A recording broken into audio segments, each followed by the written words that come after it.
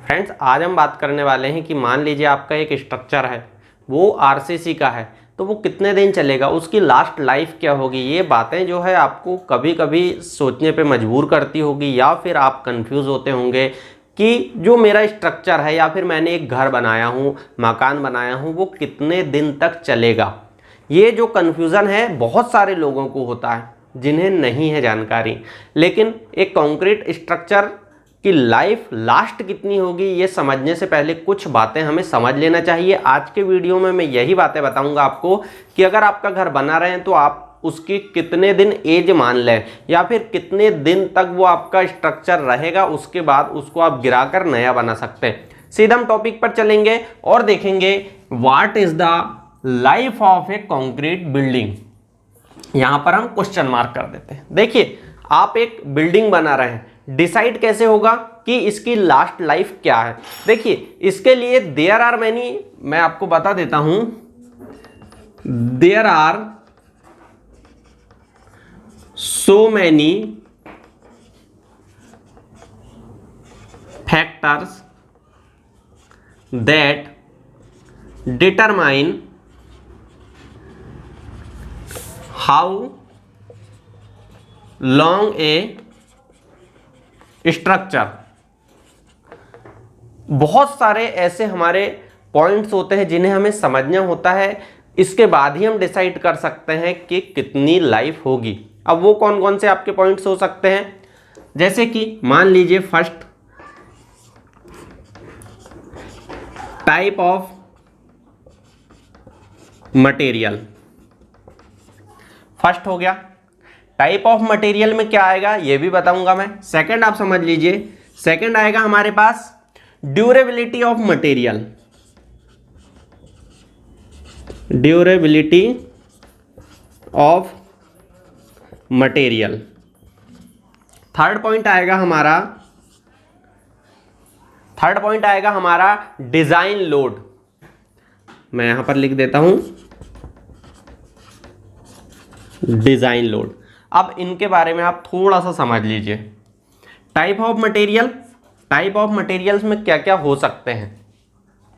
Type of material में पहली चीज, आपका जो ब्रिक वर्क से लेके हर एक चीज हुई है वो आपकी कौन सी क्वालिटी की है या ग्रेड की है। क्वालिटी या फिर ग्रेड कह सकते हैं। आपका जो मटेरियल है वो कंक्रीट मटेरियल, जो आप कंक्रीट जैसे M15, M20, M15 से लेके M25 में की डिजाइन वो यूज कर रहे हैं, तो आपका ग्रेड ऑफ कंक्रीट क्या है,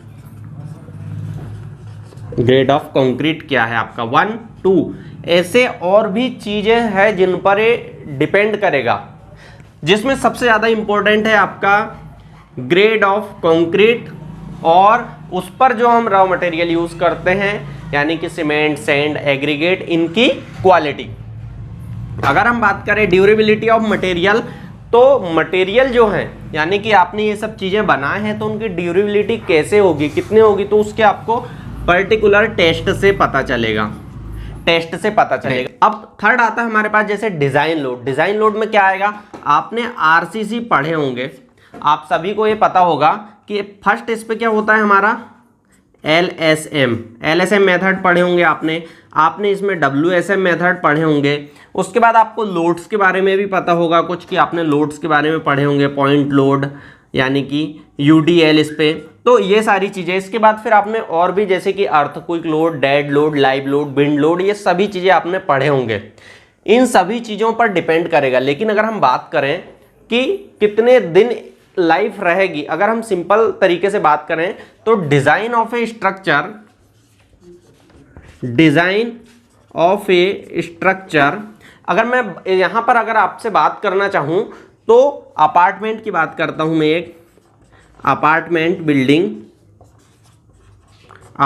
बिल्डिंग की बात करता हूं मैं, जो जनरली CPWD के अकॉर्डिंग अगर मैं बात करूं, ये डिपेंड काय पर करे, कौन सी चीजों पर करेगा, आरसीसी पर, उसके लोड्स पर, इन सारी चीजों पर डिपेंड करेगा। लेकिन अगर सामान्य तौर पर मैं जनरल बात करूं CPWD के अकॉर्डिंग, तो यहां पर 75 ईयर्स है, 75 ईयर्स यानी कि 2 से 3 जनरेशंस कहते हैं वो, 2 से जनरेशन, यानी आपकी 2 से 3 पीढ़ी तक आप इसका यूज़ कर सकते हैं, जिसमें से आपके 50 से 60 वर्ष 50 से 60 वर्ष जो हैं आपके, आप बहुत अच्छे तरीके से कर सकते हैं, इसमें कोई दिक्कत नहीं। उसके बाद आपको कंडीशन चेक कर लेना चाहिए, कंडीशन चेक करने के बाद ही आप करें। अगर मैं इनके अलावा बात करूं, फिर आपके दिमाग में एक क्वेश्चन आता होगा कि बाकी जो हमारे परमानेंट स्ट्रक्चर बनते हैं कुछ, जैसे कि मैं यहाँ पर आपको बताता हूँ कुछ स्ट्रक्चर के बारे में। मान लीजिए आपके जैसे कुछ स्ट्रक्चर है, वो ये डैम, उसके बाद कुछ ऐसी बिल्डिंग्स जो बहुत पुरानी हैं, आपने देखे होंगे, कुछ आर्च वगैरह बनते हैं, कुछ पब्लिक बिल्डिंग बनती हैं। तो इन पे ऐसा क्यों नहीं होता? बहुत सारी पब्लिक बिल्डिंग में तो आपको ये पता चल जाएगा कि उसको तोड़कर फिर से बना दी, लेकिन डैम वगैरह की बात करें तो इनमें क्या होता है कि प्रॉपर तरीके से मेंटेनेंस होता है और रिपेयरिंग होती है। तो रिपेयर एंड मेंटेनेंस इनका प्रॉपर करते हैं, जिसकी वजह से इनकी लाइफ जो है ज़्यादा हो जाती है। आप अगर जनरल अच्छा डिज़ाइन है तो 100 वर्ष तक यूज़ कर सकते हैं, इसमें कोई दिक्कत नहीं है। अगर आप इस तरह से देखें हर एक चीज़ और हर एक सही फैक्टर के हिसाब से, IS कोड के हिसाब से अगर वर्क होता है तो। अब इसमें कुछ और बातें आती हैं, जैसे कि मान लीजिए हमारा ताजमहल अगर हम बात करें, जैसे कि कुतुब मीनार, तो इस टाइप के जो स्ट्रक्चर है, और भी जैसे कि यहाँ पर मैं और ले लेता हूँ थर्ड, रेड फोर्ट।